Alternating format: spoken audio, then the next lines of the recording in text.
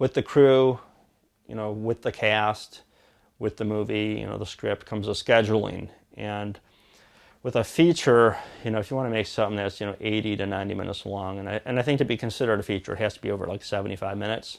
Nobody will take this thing if it's under 75 minutes. But I wouldn't make like a 3-hour movie. But if you're making an hour and a half movie, when you're shooting it, you should do it within a short amount as possible. So let's say you want to shoot the movie, do it within 2 weeks, because you have so many actors that you're working with the schedule around, and the crew that you're going to work schedule around. If there's some way you could get them within a short amount of time, and the reason for this is people will start bailing, especially if they're not getting paid.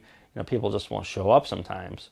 And I had this with actors, like this one movie I did, Addicted to Murder. There was a couple of actors who were really good. I mean, they were perfect for the parts, and their parts were small.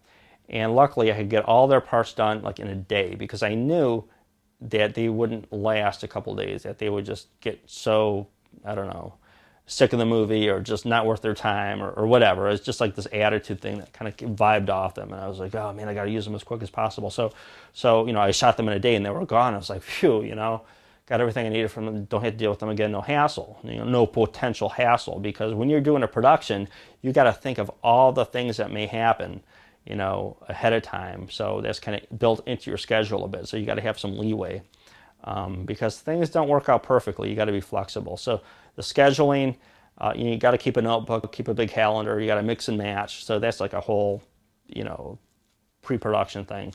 That's gonna, it's like putting together a puzzle basically. And you just got to make it work, and you got to stick with it once you're into it. So again, try to shoot it within a short amount of time. No shooting on weekends for a year, because that's going to have continuity problems and all that. So I recommend when you're doing a feature, just schedule it tight and just plow through it, get it done.